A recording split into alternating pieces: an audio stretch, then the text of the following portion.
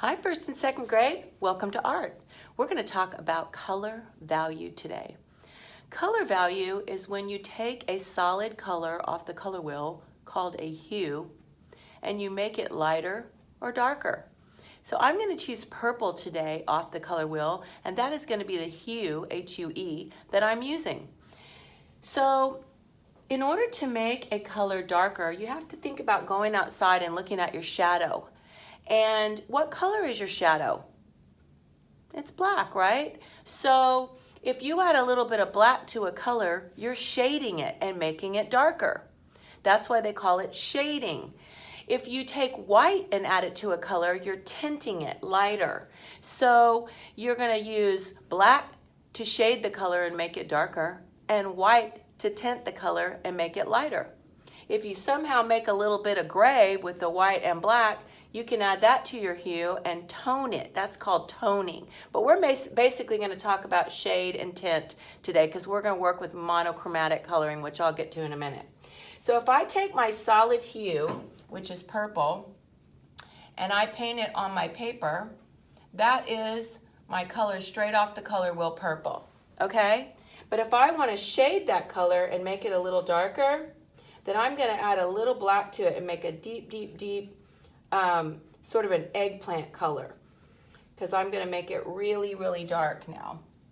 So I'm coming back with just a tiny bit of black, because the black is more powerful than the purple, so I don't want to put too much black or I'm going to get it just to turn black, and I don't want it to turn black. I just want it to be a darker shade of purple.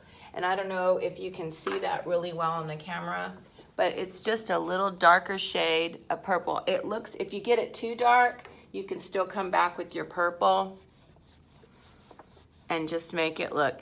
In the camera, it looks really black, but on the paper, it's just a deep eggplant purple.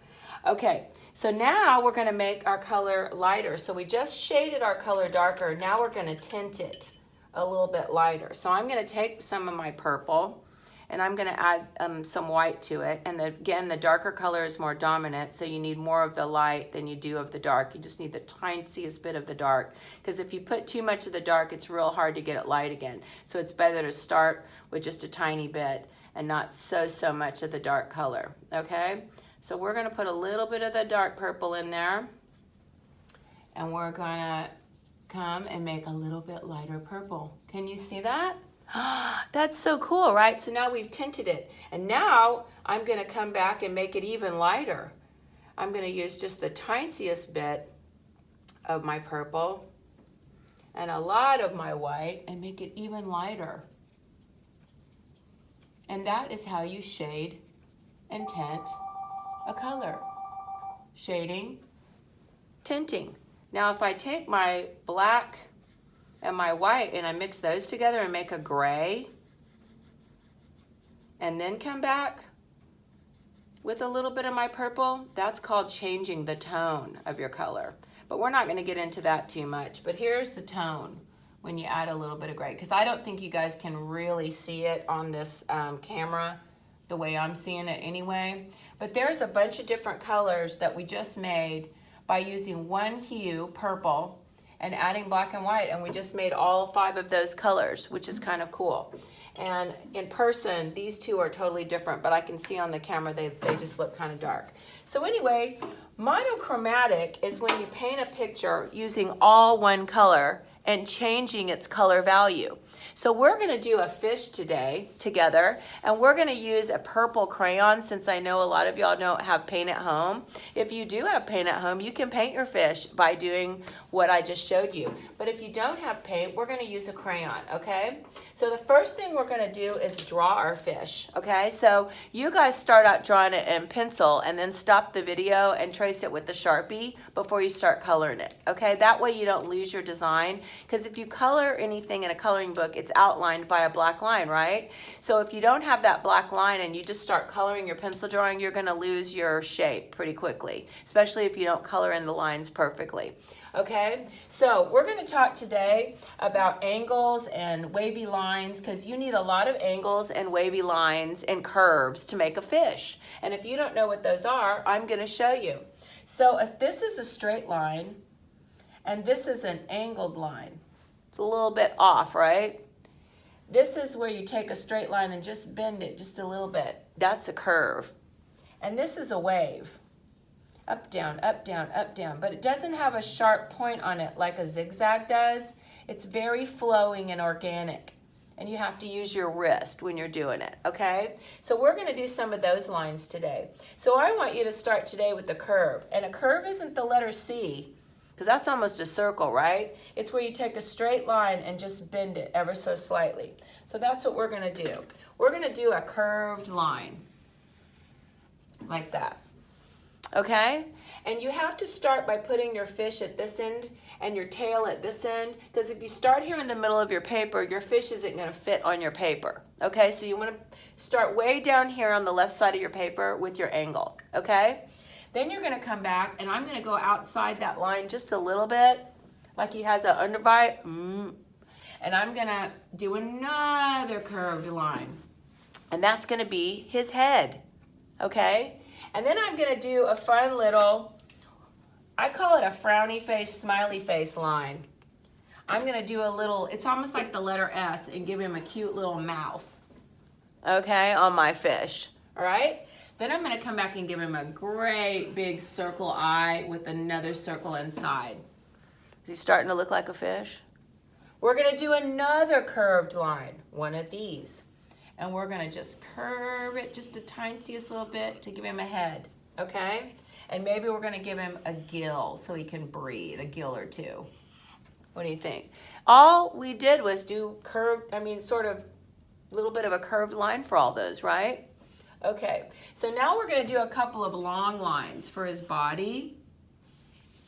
Yeah? That's gonna get him some depth to his body. Now we're gonna come back over here at the end of our paper, and we're gonna do a big letter C, which is gonna represent his tail in a minute, right? And we're gonna come with the curved line and connect our tail. And come with another curved line and connect our tail. And now we almost have a fish, okay? Another curved line. See that? Another curved line right there. And we're gonna connect it in the middle with another angle. Another curve. Yeah? Okay, we're almost there. Now we're gonna come over here and we're gonna do one of these little wavy lines. And I'm gonna start by doing sort of a long letter S. And then I'm just gonna curve that line and give him a little fin. What do you think? Looking like a fin? All right, my fish is an angler fish with that little light. He lives way at the bottom. So I'm gonna come with another angled line and another angled line and a little oval on the end. That's gonna be his little anglerfish light. Kind of cool, right? Now I'm gonna come back with my wrist, and instead of doing a zigzag line, I'm gonna do a wavy line for his little fins. Now if you just can't do that, do the zigzag. But if you can, I want you to use your wrist a little bit. You gotta pick your hand up off the paper, and you just kind of go up and down, up and down, up and down. And you've got a little swervy fin. Now I'm gonna come down here on the bottom and do the same thing and give him a little fin down there, and boom, we have a fish. All right, this is where our crayons come in, okay?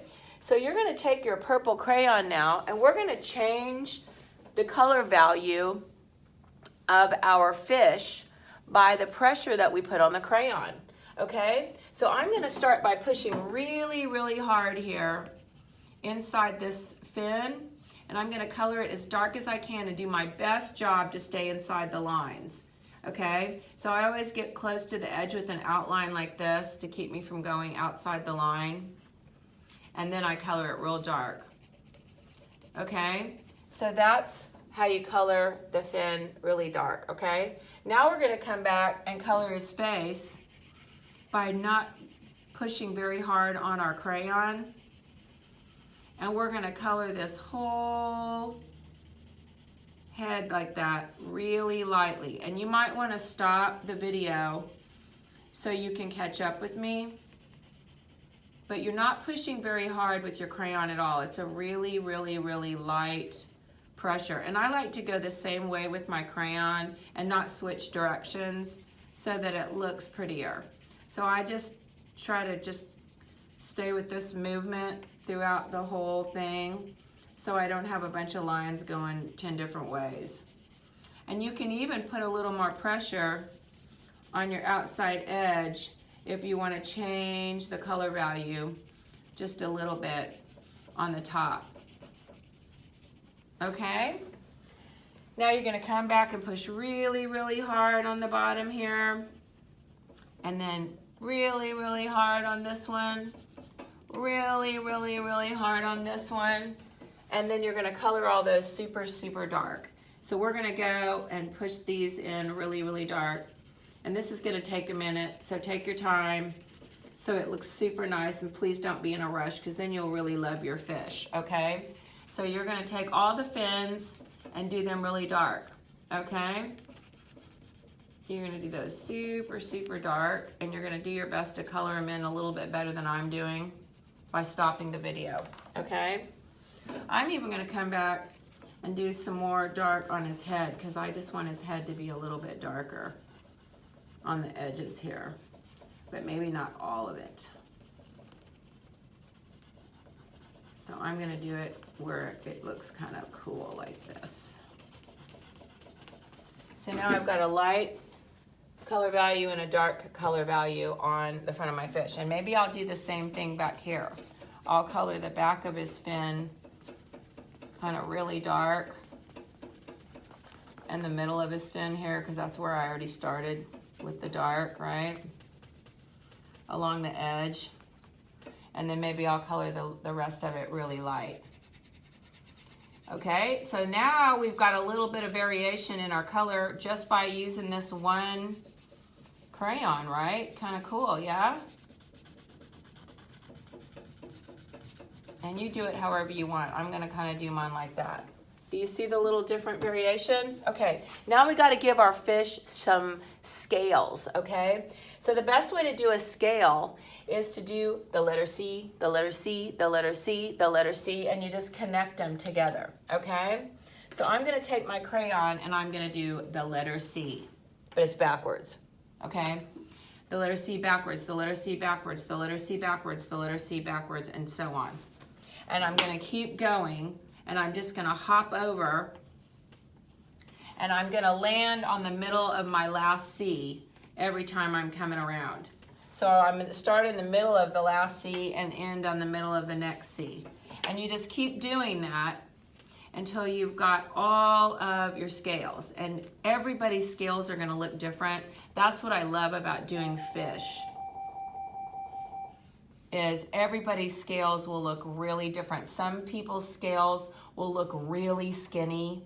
Some people's scales will be fat like mine. It doesn't matter. As long as you give your fish some scales, it doesn't really matter. But the water is going across his fin, so you want to make sure your letter C is backwards, not forward, because this is a regular letter C, right? We're going backwards, all right? That way it looks like the water flows down his little scales. Again, I'm going to come in and I'm going to color just a few of his scales really, really dark.